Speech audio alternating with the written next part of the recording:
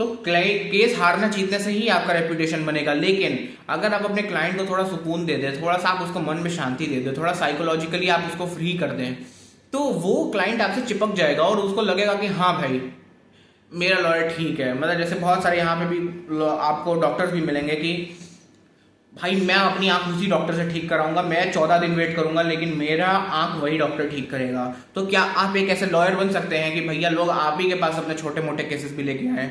तो ये एक ओवरऑल सिनेरियो आपको ऐसा ही बनाना है अपने क्लाइंट के साथ। तो आपको अपने क्लाइंट का एक सपोर्टिंग हैंड बनाना है और आपको अपने क्लाइंट का सिचुएशन में सपोर्ट करना है। मतलब जैसे लोग बोलते हैं ना कि डूबते हुए को तिनके का सहारा, तो इस सिचुएशन में आप तिनका ही बनना है उसको, आपको तिनका ही बनना है। आपको बहुत ज्यादा उसकी गारंटी नहीं लेनी, क्योंकि आप गारंटी लेंगे तो आपके दिमाग की दही हो जाएगी। आपको एक तिनका ही बनना है। तो सिचुएशन में अगर आप तिनका बनेंगे तो क्लाइंट को अगर आप सुकून देंगे, उसकी बातें सुनेंगे, आप उसके वो ऐसा होगा कि अगर वो क्लाइंट थोड़ा सा अपने मन में एश्योर हो जाएगा ना कि मेरा वकील मुझको धोखा नहीं देगा। क्योंकि आधे से ज्यादा क्लाइंट्स की ये भी बहुत बड़ी प्रॉब्लम होती है कि उनको हमेशा इस बात का डर होता है कि मेरा जो लॉयर है वो मुझे धोखा देके चला जाएगा। तो अगर आप अपने क्लाइंट को ये सपोर्ट दे देंगे कि भैया नहीं, मैं तुमको धोखा नहीं दूंगा, मैं तुम्हें कुछ नहीं दूंगा, मैं तुम्हारे प्रति ईमानदार रहूंगा, अगर आप अपने क्लाइंट को ये एश्योरेंस दे देंगे तो आपका क्लाइंट आपके लिए केस को लेकर थोड़ा चुप हो जाएगा और वो आपको अपना काम करने देगा, बहुत ज़्यादा आपको परेशान नहीं करेगा। क्योंकि बहुत सारे क्लाइंट होते हैं जो बहुत परेशान भी करने वाले होते हैं। तो अगर आप अपने क्लाइंट को एक मेंटल पीस दे देंगे तो वो क्लाइंट आपसे चिपक जाएगा और आपकी रेपुटेशन बनेगी। क्योंकि मैं आपको बता रहा हूँ आने वाले टाइम में एडवोकेसी का फ्यूचर इज कंसल्टेशन। लोग जनरली अब कोर्ट में आना नहीं चाहते। अब लोग बोलते हैं कि भैया अगर कोई चीज़ कंसल्टेशन करा के सॉल्व की जा सकती है। बहुत सारे ऐसे केसेस हैं, मैंने खुद बहुत पैसे इससे कमाए हैं। कंसल्टेशन करके भी आप बहुत चीज़ें सॉल्व कर सकते हैं। जो बंदा पीड़ित है, अगर आप उससे बात करेंगे, मैं तो अभी लॉ एडवोकेट भी नहीं हूँ, लेकिन मेरा थोड़ा सोशल मीडिया पे मेरी शक्ल दिखी है तो लोग मुझे मानते हैं कि चलो ठीक है ये बंदा कुछ तो कर ही रहा है। तो मतलब ये होता है कि आप सोशल मीडिया पे आते हैं तो आपको आपकी शक्ल एक फेस वैल्यू बन जाती है आपकी। तो उसी तरीके से आप आने वाले टाइम में कंसल्टेशन होगा, एडवोकेसी कंसल्टेशन की तरफ जाइए, अपने आप से बात कीजिए, लोगों से बात कीजिए, लोगों को ऑब्जर्व कीजिए। तो तब भी कोई भी, तो ये सारी चीजें आपको अपने दिमाग में रखनी है कि आपको ये नहीं सोचना है आने वाले टाइम में क्योंकि केस चलाना है और ये सब करना है। नहीं, जितना हो सके अगर आप कोर्ट के बाहर सेटलमेंट करा सकते हैं अपने क्लाइंट का तो भैया वो क्लाइंट आपसे चिपक जाएगा। लोग जनरली कोर्ट नहीं जाना चाहते, बहुत हराम सिचुएशन हो तो अलग बात है, लेकिन लोग जनरली कोर्ट नहीं जाना चाहते। और हमेशा अपने क्लाइंट को, अगर आप एक एश्योरेंस देना है आपको कुल मिला के कि आप अपने क्लाइंट को धोखा नहीं देंगे, तो हमेशा वो क्लाइंट आपसे चिपक जाएगा और वो आपको कभी भी ये नहीं बोलेगा कि नहीं यार ये क्लाइंट, वो लॉयर बेकार थे, ये बेकार थे। क्योंकि मैंने बहुत सारे लॉयर्स को ऐसा देखा है कि वो अपने क्लाइंट से इतना अच्छे से बात करते हैं, अपने क्लाइंट को, मतलब सिविल केसेस में जनरली मैं यहाँ बात कर रहा हूँ, कि अपने क्लाइंट को इतना सुकून में ले जाते हैं अपनी सुकून की बातों से कि अरे सर कुछ नहीं होगा, देखी जाएगी, ये होगा वो, कुछ मतलब बातें करते, भलोना नहीं कह रहा हूँ मैं, कि एक सुकून की स्टेट में ले जाते हैं कि हाँ सर ठीक है हम करेंगे, हम कोशिश करेंगे। अगर आप अपने क्लाइंट को एश्योरेंस भी दे देंगे तो कल को वो लॉयर केस हारा भी है, क्लाइंट कुछ नहीं बोलता है अपने वकील को, बोलता है कोई बात नहीं सर केस ही बेकार था, छोड़ो कोई बात नहीं, वो क्लाइंट चिपक जाता है आपसे और वो उल्टा 4 केसेस आपको और लाके देता है, फिर आप उस क्लाइंट को कंपनसेशन भी देते हैं उस चीज़ का। तो अब मैं इस पे बात करता हूँ कि जब भी कोई क्लाइंट आपसे कंसल्टेशन कराने आए तो ये मैं एक समराइज कर देता हूँ पॉइंट्स क्या करना है। ऑलवेज चार्ज फीस, कभी भी फ्री में कंसल्टेशन नहीं करें, क्योंकि भैया 45 मिनट की कंसल्टेशन होती है तो दिमाग की दही हो जाती है, फिर आप उसके अलावा फिर पूरे दिन में कुछ नहीं कर पाते, क्योंकि फिर वो उसकी इतनी बिटरनेस होती है लोगों की लाइफ में, क्योंकि आधे से ज्यादा बिटरनेस लोगों की खुद की लाइफ में खुद की क्रिएट की हुई है। तो वो चीजें आपको जबरदस्ती नहीं लेनी है, ठीक है। Second point, listen to them and do not interrupt them. मतलब बहुत सारे लोग मैंने ऐसे देखे हैं, लोग जनरली नहीं बात करते हैं कि बात हो रही है, बात बोलते बोलते टोक के कुछ और सवाल पूछने लगे तो वो फिर कुछ और बात बोलने लगेगा। अपने क्लाइंट को बोलने दे, अपने क्लाइंट को सुने। मैंने हमेशा आपको जैसे पहले बताया, पीड़ित को सुना जाता है, पीड़ित से बात नहीं की जाती।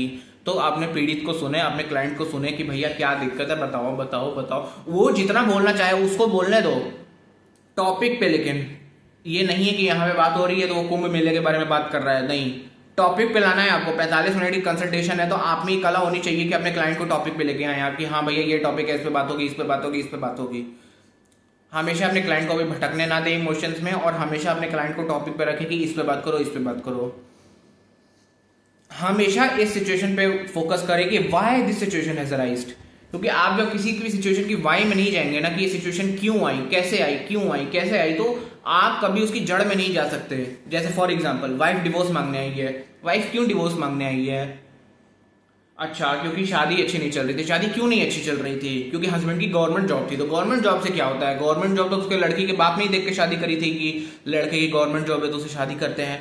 ट्रांसफरेबल जॉब थी, तो ट्रांसफरेबल जॉब में बार बार सामान उठा के जाना पड़ रहा है। अच्छा, तो वाइफ क्या हुआ, फिर एक टाइम के बाद वाइफ ने डिसाइड किया कि नहीं, मैं एक बड़े शहर में रहूंगी, तेरे को जाना है जा। कितने साल से वो हस्बैंड वाइफ से अपनी दूर है? 11-12 साल से दूर रहता है। तो वाइफ ने अपनी लाइफ में कुछ अलग तरीके के सिनेरियो देख लिए हैं, हस्बैंड ने अपनी वाइफ लाइफ में कुछ अलग तरीके के सिनेरियो देख लिए हैं। तो वो हस्बैंड वाइफ साथ में रहने की आदत नहीं है उनको एक दूसरे के साथ, और ना बच्चे को अपने बाप के साथ रहने की आदत है एक दूसरे के साथ। No marital life, no sex life, कोई लाइफ नहीं थी उनकी। अच्छा, फिर कल जब लड़की शादी होके आई थी तो उसके सास ससुर जब उसको उल्टा सीधा ताने मारते थे तो पति कभी अपनी वाइफ का सपोर्ट नहीं करता था। अच्छा, तो इस बात की भी कड़वाहट है क्या बीवी को? अच्छा, ओके। तो जब वाइफ जब प्रेग्नेंट थी, तो जब वाइफ डिलीवरी कर रही थी, क्या हस्बैंड उसके साथ था? नहीं, हस्बैंड नहीं था, हस्बैंड तो जॉब कर रहा था, हस्बैंड तो वर्कोहॉलिक है। तो ये जब आप वाई में जाएंगे ना, वाई में जाएंगे, तो यही चीज का एहसास क्लाइंट को कराया जाता है कि तूने क्या गलतियां की, तूने कैसे किया। सामने वाले की भी गलतियों का एहसास कराया जाता है, दोनों को बाद में वो 1 से 2 कंसल्टेशन भी हो जाती है उससे।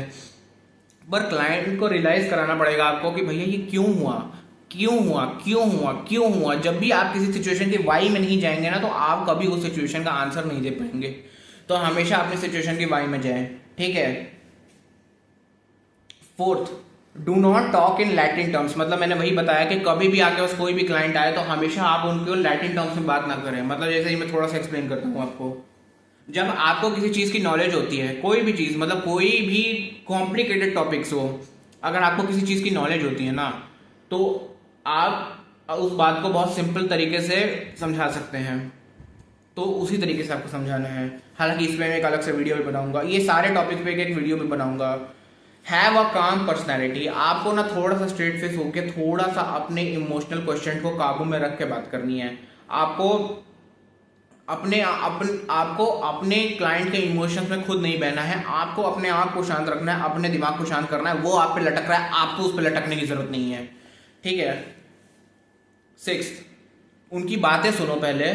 बातें सुनने के बाद वो कंसल्टेशन लेने आया है, यानी जाहिर सी बात है उसको सिचुएशन से बाहर निकलनी है, तो उसको इमीडिएट सॉल्यूशन देने की कोशिश करे फिलहाल के टाइम में कि भैया तू क्या सॉल्यूशन डिजर्व करता है, ठीक है। 7, always say the truth to your client about his case और हिज प्रेजेंट सिनेरियो। अपने क्लाइंट को कभी भी भलो के ना रखे कि भैया तुम्हारा केस में हम ऐसा करा देंगे, वैसा करा देंगे, चीर देंगे, फाड़ देंगे, ये कर देंगे, वो कर देंगे। ऐसे कभी मत करें अपने क्लाइंट के साथ, क्योंकि आप अगर ऐसा कुछ भी कर देंगे तो भैया फिर आपकी रेपुटेशन भी जाएगी कि यार ये तो क्लाइंट झूठ बोलता है, ये वकील झूठ बोलता है, और वकील की रेपुटेशन ही उसका सब कुछ होता है। और हमेशा अपने क्लाइंट को सच बोले। लोग बोलते हैं ना कि सच बोलना करेजियस होता है, सच बोलना करेजियस नहीं होता है मेरे भाई, झूठ बोलना करेजियस होता है। सच क्या है? 2 × 2 4 होता है। अब 2 × 2 3.99 बोलने के लिए करेज चाहिए, ठीक है। 2 × 2 4 होता है, मैं फिर से रिपीट कर देता हूं, और 2 × 3.99 बोलने के लिए करेज चाहिए। तो सोच लो कि भैया तुम करेजियस हो कि तुम नॉन करेजियस हो। अब तो मैंने बहुतों को करेजियस बना दिया यहाँ पे, तो कभी भी फालतू का करेजियस ना बने और अपने क्लाइंट को बताएं कि क्या है, कैसा है सिनेरियो, सब कुछ उसको सीधा सीधा स्पष्ट बोल दें। और कोई भी आपके डाउट्स हो, कुछ भी आपका सिनेरियो हो, तो आप मुझसे पूछ सकते हैं। आप चाहें तो कंसल्टेशन भी मुझसे ले सकते हैं, जो मैं करता भी हूँ। और आपकी कोई भी दिक्कत हो, आपकी लाइफ में कोई भी सिचुएशन हो, या शादी से लेके, मैट्रिमोनियल से लेके, प्रॉपर्टी डिस्प्यूट से लेके, रजिस्ट्री से लेके, जो भी प्रॉब्लम्स है आपकी लाइफ में, आप मुझसे कॉन्टैक्ट कर सकते हैं। मैं आपको उसका सोल्यूशन दे दूंगा। पैसे लगेंगे, फ्री में नहीं होता कुछ भी। लेकिन हमेशा अपने आप को कोशिश करें कि सॉल्यूशन ओरिएंटेड पर्सन बनाएं। एज अ लॉयर मैं आपको ये चीज़ बता रहा हूँ कि कल को आप भी लॉयर बनेंगे। जितने जूनियर्स के लिए वीडियो है, मैं ये जूनियर्स प्लेलिस्ट में इसलिए डाल रहा हूँ कि ये आपके लिए वीडियो है कि भैया ये चीज़ें याद रखना कि यही चीज़ें हैं और यही चीज़ों से क्लाइंट आपसे चिपकेगा, और कोई भी आपके पास कभी भी खुशी में नहीं आएगा। तो आपको अपना मेंटल पीस लूज नहीं करना है।